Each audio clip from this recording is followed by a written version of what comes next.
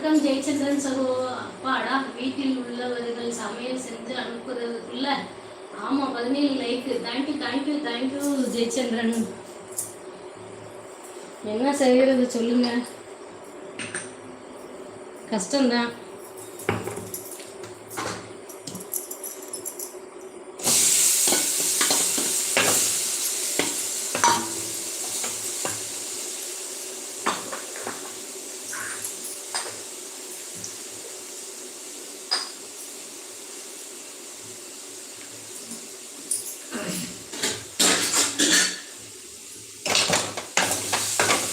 இன்னைக்கு புதினா சாதம் ஜெயச்சந்திரன் பிரதர். இன்னைக்கு புதினா சாதம் உருளைக்கிழங்கு வறுவல்.